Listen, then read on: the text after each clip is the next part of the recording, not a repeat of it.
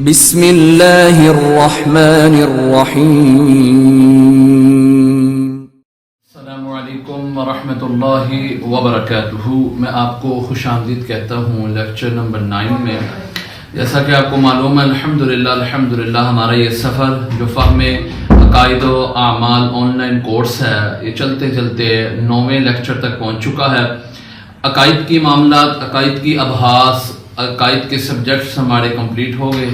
آج سے الحمدللہ ثم الحمدللہ جیسا کہ پچھلے لیکچر میں بھی ہم نے عبادات کے سبجیکٹس پر توجہ کی، عبادات کے سبجیکٹ پر بات کی تھی، اسی طرح آج انشاءاللہ عبادات کے ہم 4 موضوعات پر بات کریں گے۔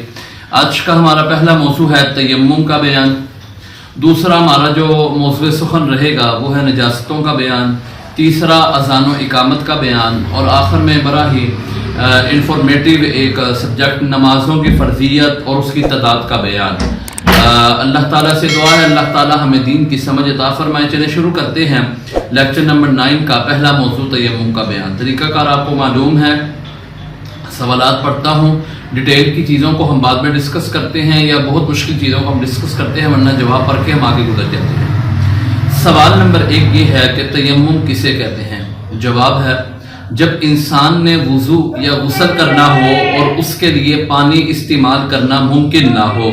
جب انسان نے وضو یا غسل کرنا ہے اور اس کے لیے پانی استعمال کرنا ممکن نہ ہو، مثلا چاروں طرف یعنی شمال، جنوب، مغرب، مشرق، چاروں طرف 1 میل تک پانی نہ ملے یا پانی ہو مگر وضو یا غسل کرنے سے بیمار ہو جانے یا بیماری بڑھ جانے کا واضح خطرہ ہو تو مٹی وغیرہ سے طہارت حاصل کرنے کو تیمم کہتے ہیں۔ یہ مکمل ڈیفینیشن آپ نے اس کو یاد کرنا ہے کہ جب پانی استعمال کرنے پر قادر نہیں یا پانی استعمال کرنے سے نقصان ہوتا ہے تو مٹی سے طہارت حاصل کرنا اس کو تیمم کہتے ہیں۔ آسان لفظوں میں اتنی مفہوم خلاصتاً بھی سنا دیں گے تو آپ کو پورے نمبر ملیں گے۔ تیمم کا طریقہ کیا ہے؟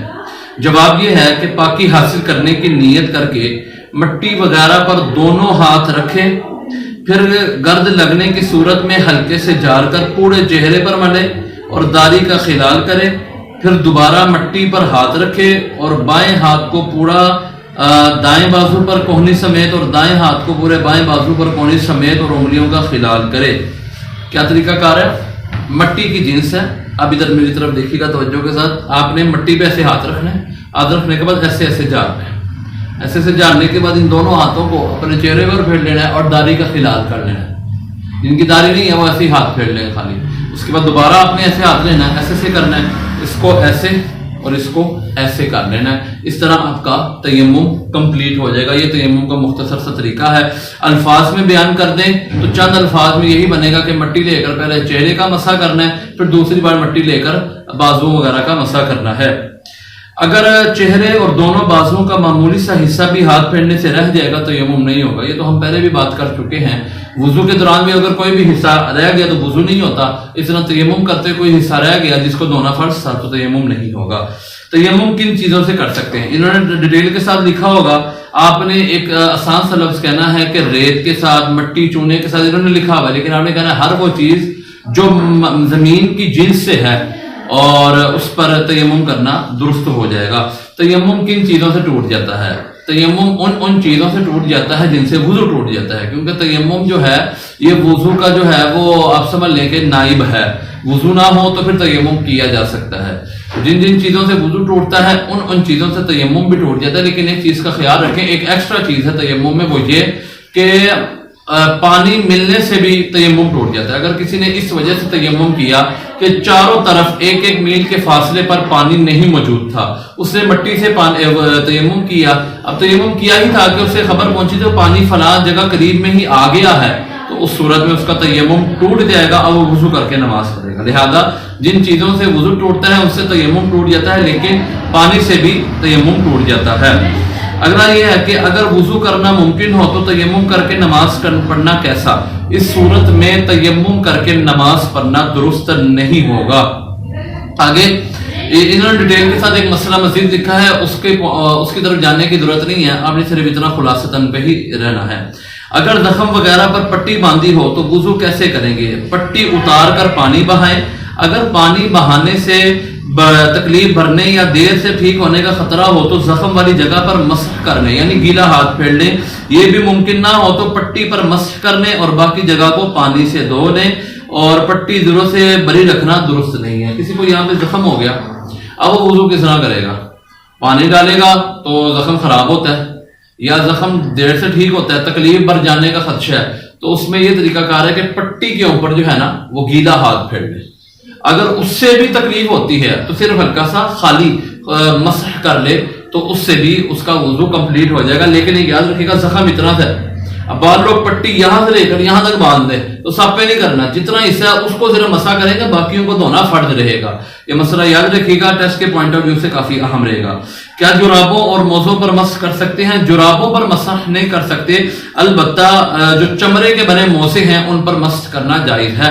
یہ بھی کافی اہم سوال ہے. یہ ہمارا تیمم کا باب جو کہ کافی شارٹ سا تھا، آسان سا تھا اور مختصر تھا، ہم نے اس کو کمپلیٹ کیا. اگلا موضوع ہمارا ہے نجاستوں کا بیان. نجاست کتنی قسم کی ہیں؟ نجاست دو قسم کی ہوتی ہیں. جواب ہے کہ نجاست دو قسم کی ہیں. نمبر ایک نجاست غلیظہ یعنی جس کا حکم سخت ہے، اور نمبر دو نجاست خفیفہ یعنی جس کے حکم میں آسانی ہے. اب ان کی آگے نجاست غلیظہ کسے کہتے ہیں اور نجاست خفیفہ کسے کہتے ہیں، اس کی ڈیٹیل پہ جانے کی آپ کو ضرورت نہیں ہے. صرف ایک ایگزامپل یاد کر لیں، بہنے والا خون یا تمام جانوروں کی لید یہ نجاست غلیظہ ہے، اور حلال جانوروں کا پیشاب اور اونچا اڑنے والے حرام جانوروں کی بیٹ یہ نجاست خفیفہ ہے. ایک ایگزامپل یاد کر لیں، ڈیٹیل یا وضاحت دینے کی ضرورت نہیں ہے. جس کا حکم سخت ہے، باڑی ہے، اسے نجاست غلیظہ، جیسا کہ جو ہے انسان کے بدن سے، انسان کے جسم سے نکلنے والی رطوبتیں، بہنے والا خون، تمام جانوروں کی لیدیں وغیرہ. اور نجاست خفیفہ یعنی جس کا حکم آسان ہے، جیسے حلال جانوروں کا پیشاب اور ہوا میں اڑنے یعنی کبوتر وغیرہ کی بیٹ وغیرہ، یہ نجاست خفیفہ کے حکم پر آتی ہے. آگے انہوں نے بیان کیا ہے کہ نجاست غلیظہ کا کیا حکم ہے. نجاست اگر تھوڑی ہو تو اس کو دھو لینا سنت ہے. اگر 1 درہم یا اس سے زیادہ مقدار میں لگ جائے تو اسے دھونا ضروری ہے، اور بغیر دھوئے نماز پڑھنا جائز نہیں ہوگا. نجاست غلیظہ کا حکم دوبارہ سمجھانے کے لیے عرض کر رہا ہوں کہ اگر 1 درہم کی مقدار اتنی ہوتی ہے، یہ گول دائرہ دیکھ لیں آپ، اگر اتنی سے کم ہو تو دھونا سنت ہے، اگر اتنی ہو تو پھر اس کو دھونا ضروری ہے، اور اس سے زیادہ ہو تو دھونا فرض ہے. انہوں نے کچھ اور الفاظ لکھے ہیں، آپ اس الفاظ میں بھی یاد کر سکتے ہیں. نجاست خفیفہ کا کیا حکم ہے؟ نجاست خفیفہ جیسے ہم نے غلیظہ میں 1 درہم کی مقدار معین کی تھی، اس سے کم زیادہ ہو تو یہ حکم ہے، اور اگر اتنی ہو تو یہ حکم ہے. تو یہاں پر ہم نے ہر چیز کے چوتھائی حصے کا اعتبار کرنا ہے کہ اگر چوتھائی حصے لگی ہو تو اس کو دھونا ضروری ہے، اگر چوتھائی حصے سے زیادہ ہو تو دھونا فرض ہے، اور اگر چوتھائی حصے سے کم ہے تو اس کو دھونا سنت ہے. چوتھائی حصہ کیا ہے؟ کسی بھی کپڑے یا اپنی قمیض ہے، یہ ایک ہی کپڑا شمار ہوگی، یا شلوار ہے ایک ہی کپڑا شمار ہوگی، اس کے 4 حصے کر لیں.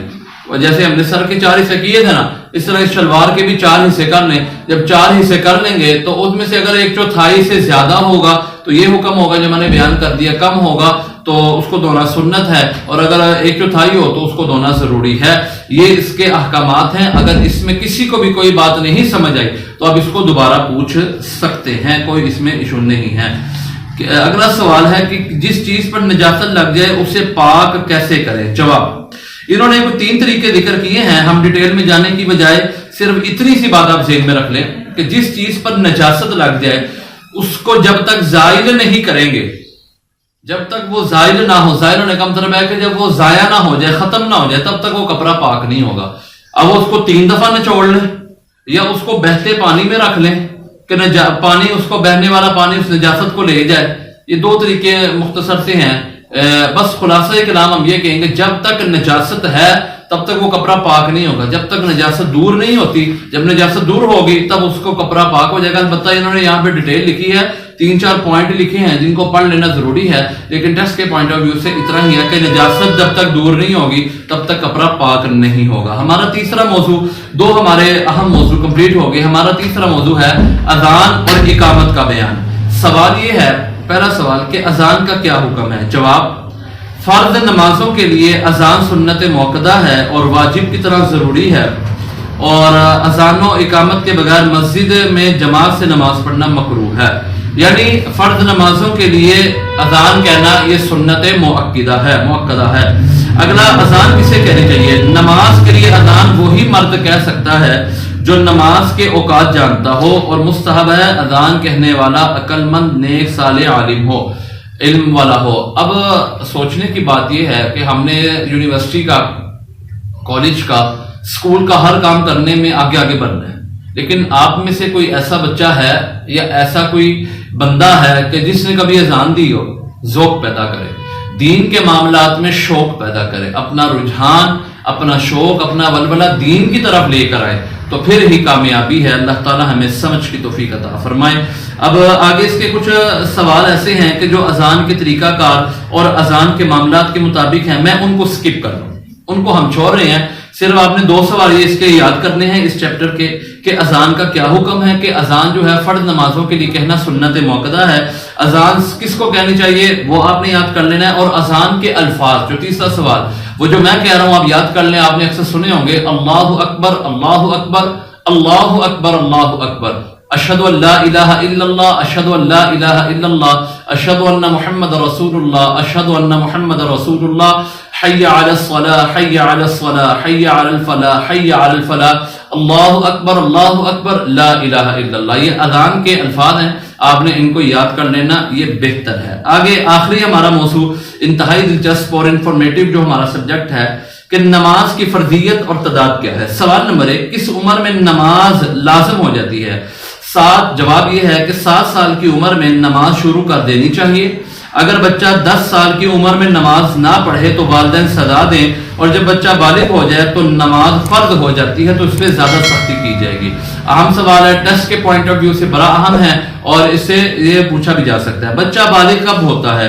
بچہ بالغ ہونے کی علامت یہ ہے کہ اس میں کچھ حیض آ جائے بچیوں کو، اور بچوں کے لیے یہ ہے کہ اس کو احتلام ہو جائے تو بچہ بالغ ہو جاتا ہے۔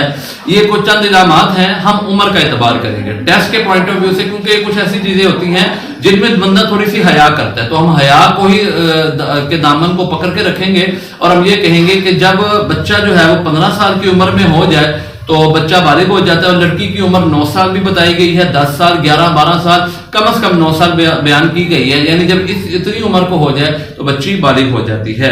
نماز کی رکعات بتائیں، بڑا اہم سوال یہ ہر بچے سے پوچھا جا سکتا ہے۔